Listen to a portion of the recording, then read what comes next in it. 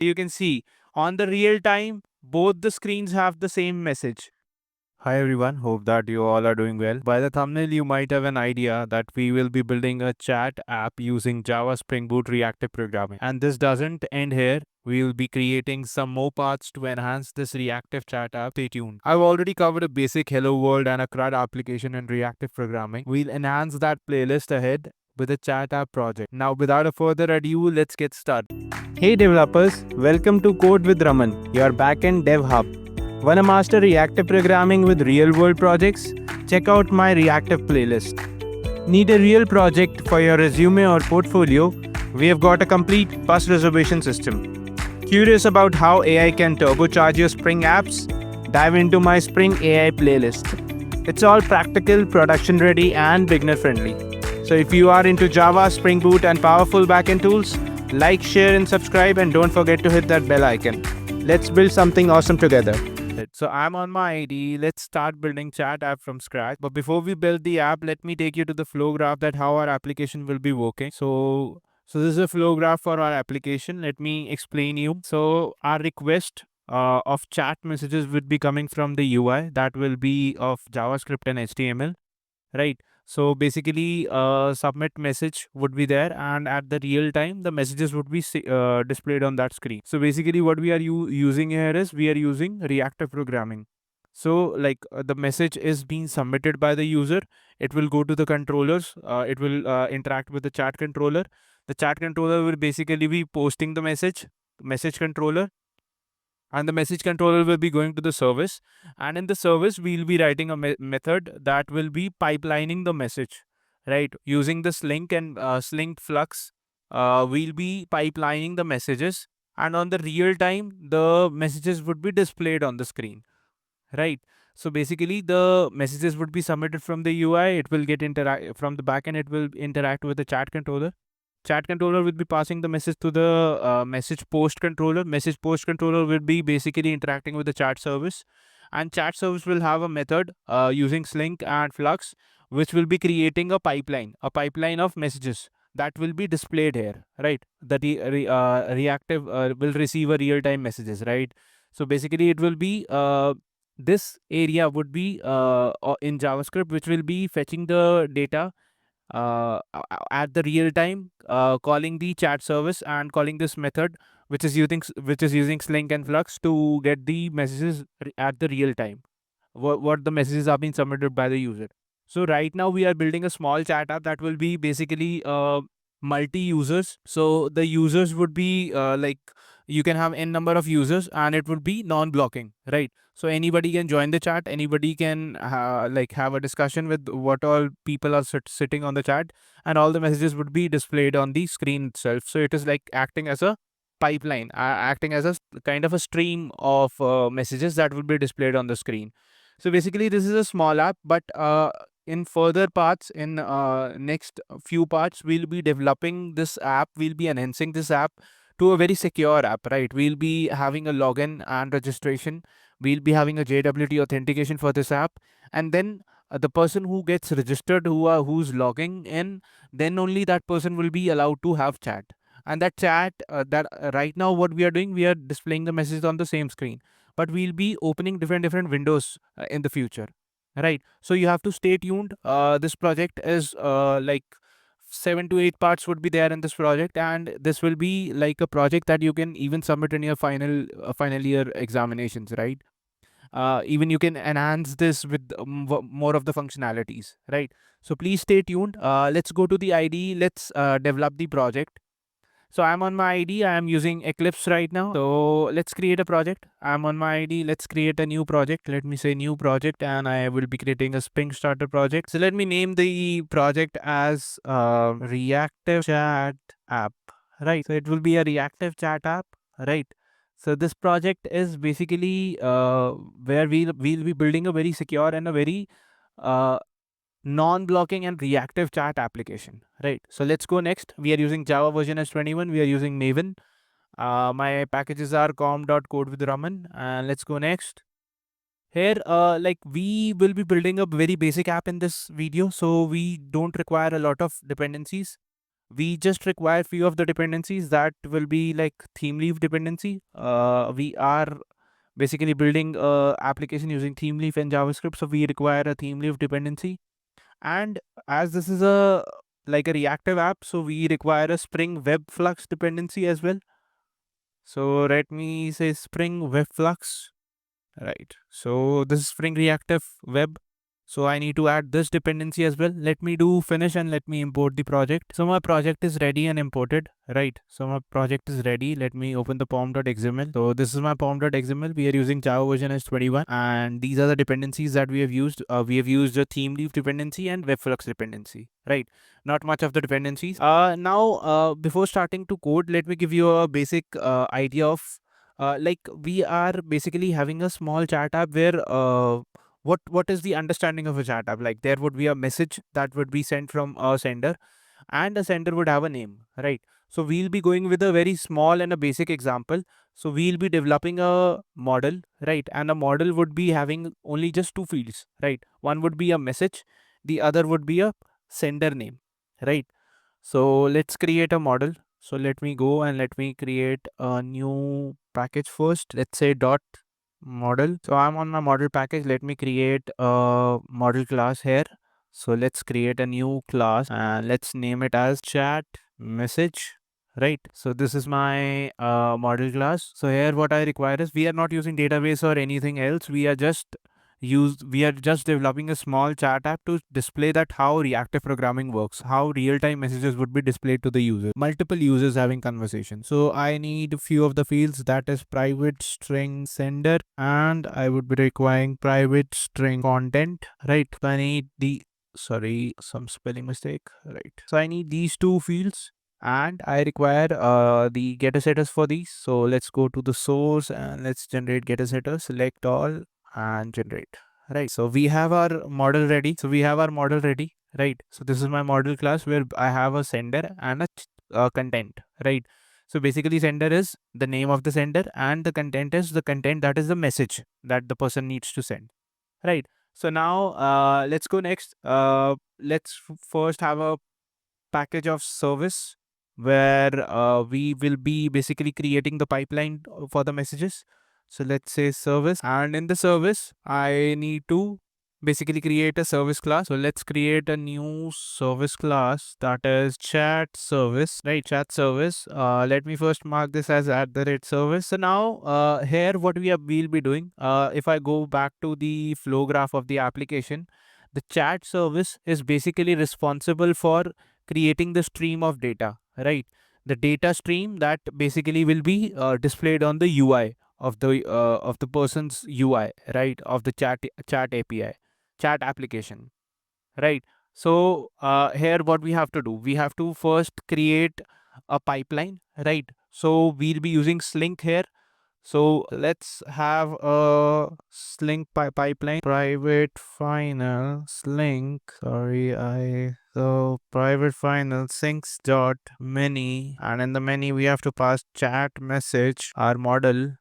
Let's say this is a message sync, right? And so let's say sinks dot many dot multi cast dot on back pressure buffer. Now if I tell you that what the sync is doing, basically it holds the stream of messages in the memory like a pipeline, right? So like when we'll be like a message is being sent from the UI, we'll be pushing that message to message sync, right? This pipeline, this is the stream of data acting as a pipeline. So we'll be pushing any new message that comes to us, we'll be pushing this to a message sync, right? Then we are defining it on back pressure. So on back pressure basically is a mechanism, a flow control mechanism that allow a slow consumer to signal fast producer. Like it is used to signal producer that they please slow down, right? So basically if say like a consumer that is consuming the messages is a little slower, right? It has let's suppose that the memory is getting full, and the consumer needs time to clear up its memory and then read some new messages. So on back pressure buffer basically is used to signal the producer that to slow down. That I like a consumer wants to say that I can't handle more data right now, so please slow down. So that is how for that is the reason that we are using on back pressure. So basically it handles overload, right? It handles overload gracefully, right?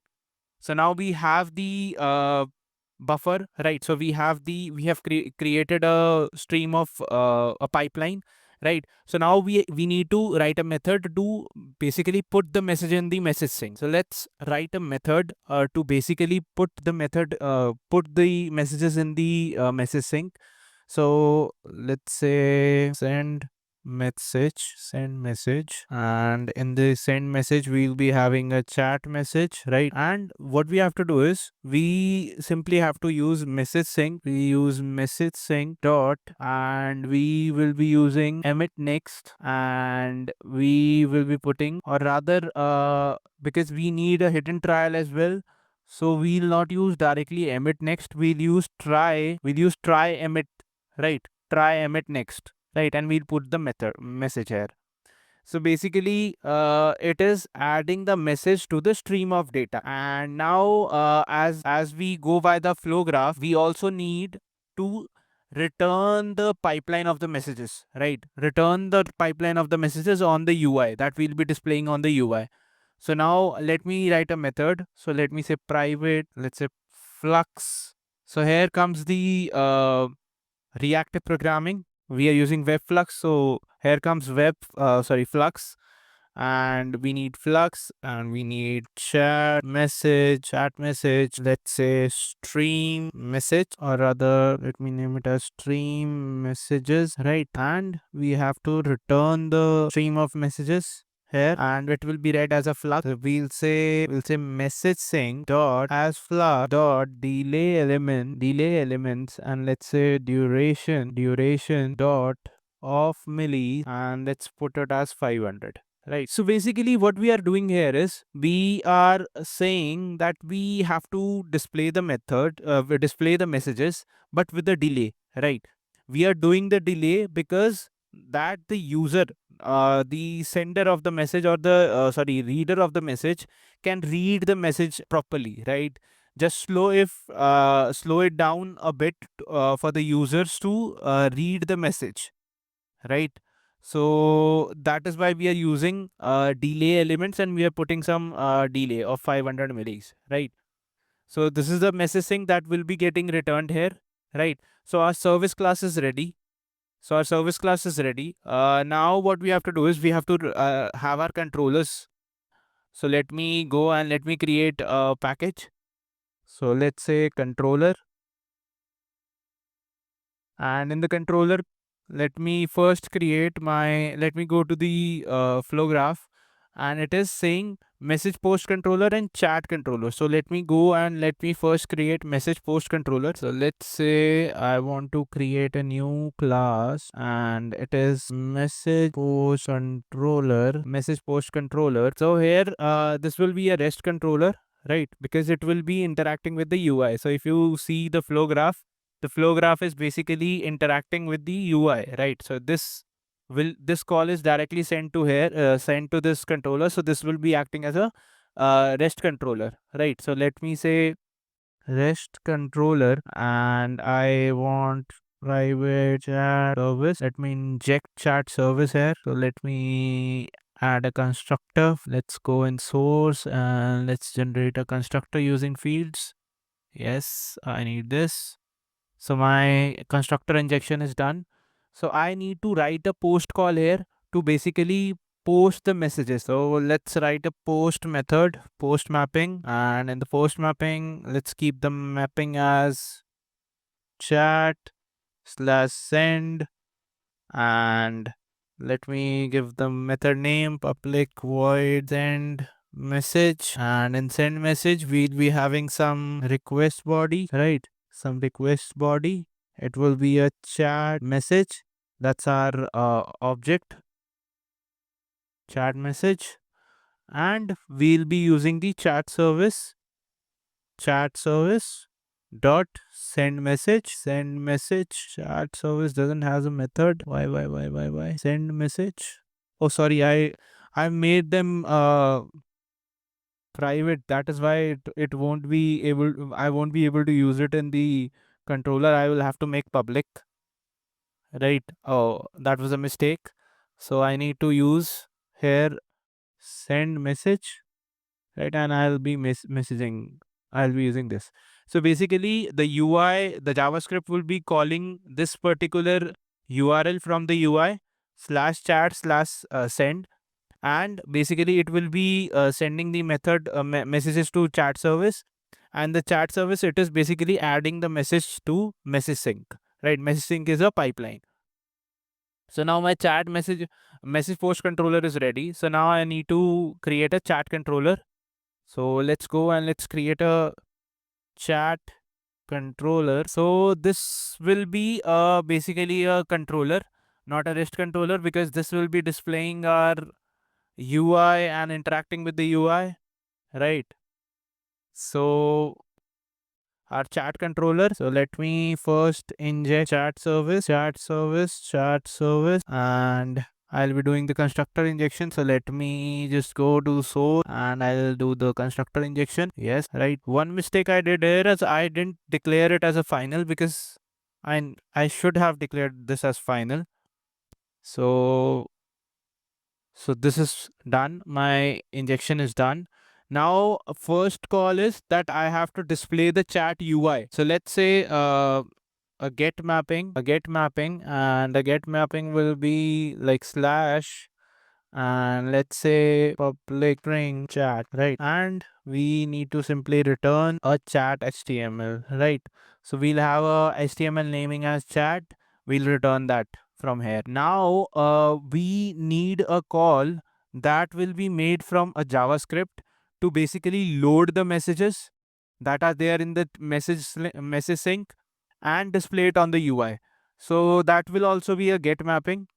So I'll say get mapping, and let's say value equals, we need to have a value here.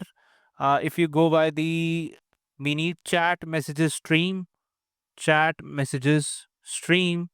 we'll say chat slash messages slash stream, right? And one more thing we require here is the produce, the value that it will be producing. So we require produces, that is a media type, and that will be basically returning a text event stream value, right?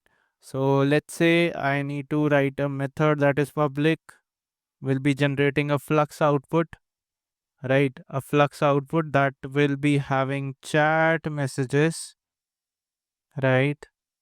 And let's say stream messages, and we'll be basically return chat service dot stream messages, right? So we require this. So our controller is also ready. So basically okay, first I need to also mark this as a response body, because it will be sending a JSON response to the UI. So basically, what we are doing here is, this controller, that is a chat controller, will be called to basically display the chat UI by calling the get mapping slash, and then from the UI, the JavaScript will be calling this particular endpoint, that is chat messages stream, to basically get the messages that are there on the stream, that are there on the link, right? Message sync. So we are basically, what we are doing here is, we are returning the message sync as flux with a little bit of delay, so that the user can see the messages, right? So our controller part is done. My controller is also ready. My chat services are also ready. But now I have to create a UI. So as we didn't use Spring Web, right? And everything will be taken care by Spring Web Flux. But to define the HTMLs, you have to define your own path, right? So I have to define a project, I have to define a folder that is template. So you will not get templates folder when you are not using Spring Web dependency. So I have templates folder. So now I have to create a HTML file. Let me create a chat dot HTML file. So this is my chat.html file. So here what we are doing here is we have a HTML where form is getting displayed, and form has two fields, that is a sender that will have the name of the person, and a message, that the message that user wants to send, right? And a send button would be there. So if you see, there is a UL tag that is being used. This UL tag is basically a top level UL is being shown to display the messages, right? So all the messages that are sent will be real time visible here in the UL tag. How that is getting possible? In the script tag, if you see, we are using event source, and we are calling chat message stream. Basically, this particular controller, right? We are calling this particular controller, which is basically loading the data of message sync, right? So basically, it is loading the data of message sync. So we are saying on message sent, we'll be basically calling this particular like when we'll submit the message, this particular code will be getting called, right? And it will basically be loading the messages, and loading the messages to a key that is element by id, that is message, and the message element id is present in the UL tag, and it will display the value there, right? And here if you see, we are calling it on the submit of the form, right?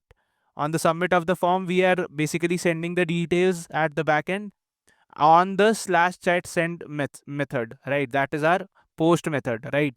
So chat send method, where it is basically sending the message, it is adding the messages to message sync, right? So it is adding the messages to message sync, and after that, this particular message that has been sent by the user using this particular submit will be loaded here using the element by id, and the message would be displayed in the UL tag, right? So this is a small application, a small chat app that is displaying a non-blocking reactive programming, right?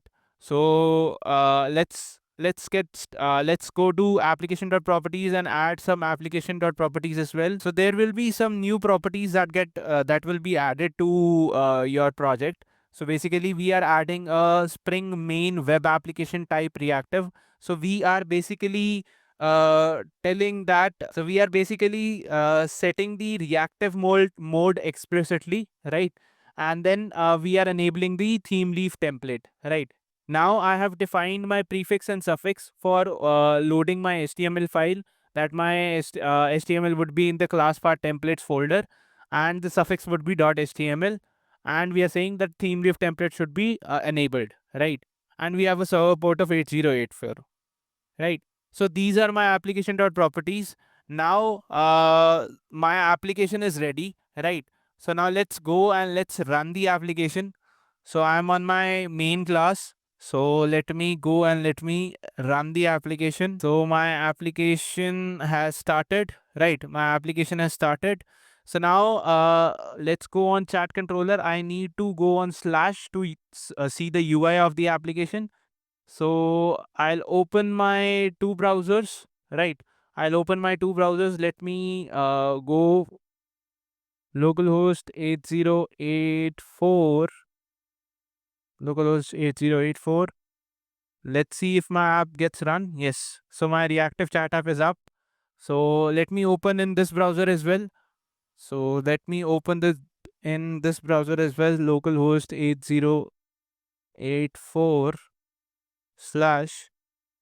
So my reactive app is active, right? So now let's say that I want to have interaction. So now let's say I want to have interaction with someone who's basically using my chat app. So let's say my name is let's say or rather let's my name is Raman, and my message is, hi there, I am Raman using reactive chat app. Let me send the message. So I've sent, you can see the message is being displayed here as well as here. So on both the screens, the message is being displayed. Now, let me say that another user could be like, let's say Ashish, and let's say message could be, "Hi Raman, even I am using reactive chat app." So let's say I've sent the message. So you can see on the real time, both the screens have the same message. Ashish is saying, "Hi Raman, even I'm using chat reactive chat app." Raman was saying, "Hi there, I am Raman using reactive chat app." So you can see that real time messages are being displayed. Let me send some other message as well. "Hi Ashish, good to know that." So I am saying, "Hi Ashish, good to know that." Ashish wants to say, "Yes Raman, it is fun using reactive chat app." So yes, Raman, it is fun. It fun using reactive chat app. So like this is what our chat app looks like. So it's a very small example that we have used here, but we'll be enhancing this example using a lot of new features that would be notification and like making it secure by JWT authentication, and even hosting this application somewhere on some cloud, or maybe using ngrok or anything, any other tool. So please stay tuned. Please subscribe to the channel so that you get the notifications of what new videos are coming, right? So here we are using Webflux reactive non-blocking Spring framework, right? We used Slink.many reactive message bus inside the app, and we have used Flux, a stream of 0 to n chat messages, right? And we are using server sent events, a stream update from server to browser, right? So like we have tested with multiple browsers. Two users are using this app, and the messages are like non-blockingly displayed on the screens. So this was a basic non-blocking multiple user reactive chat app. Hope you people have gained a basic idea of how reactive works.